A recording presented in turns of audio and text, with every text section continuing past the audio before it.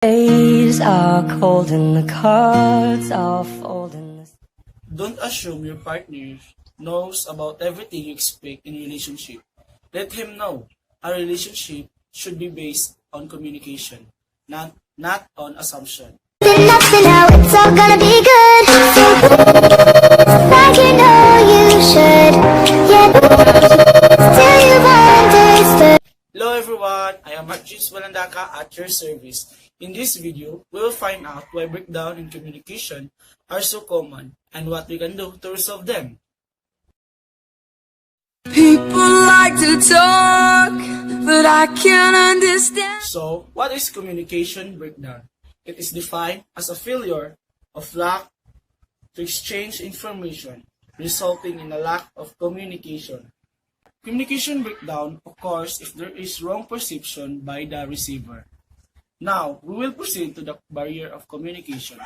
First, we have physical barriers, either natural or environmental conditions that act as a barrier in communication in sending the messages from sender to receiver.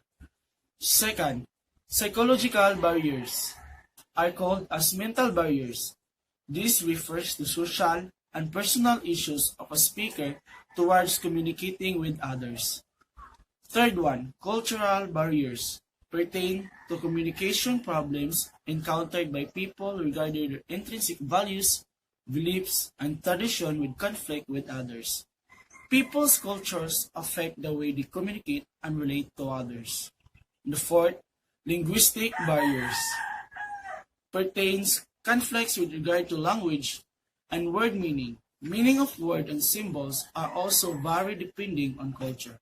And there are three noises. First, external noises are the sight, sound, and other stimuli that draw people's attention away from intended meaning.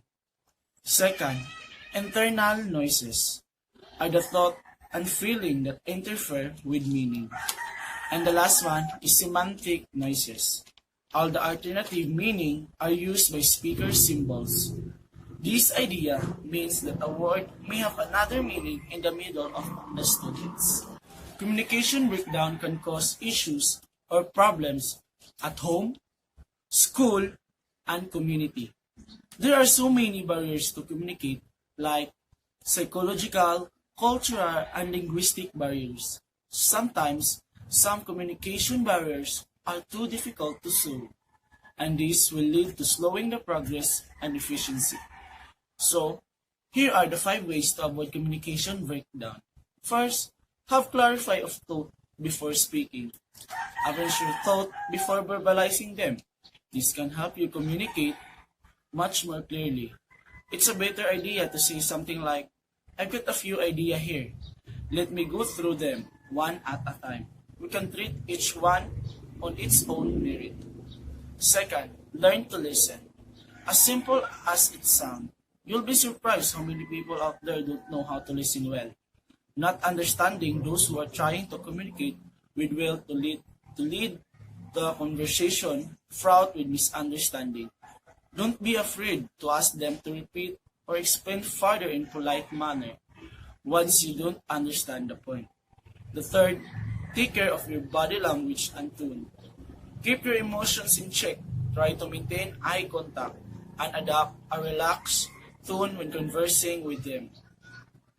Fourth, build up your confidence by asking for feedback and observing others.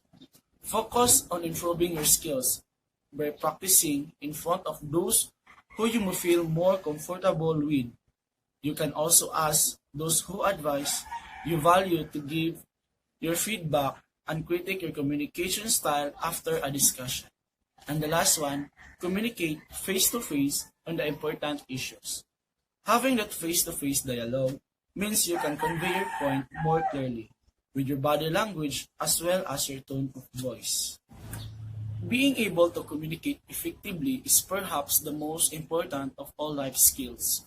It is what enables us to pass information to other people and to understand what is used to us. Communication, at its simplest, is the act of transferring information from one place to another.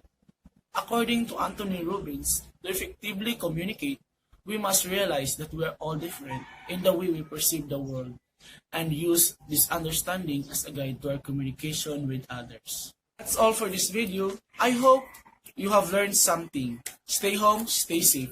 God bless. Mark James Balandaka, now signing off. Like it's up against you.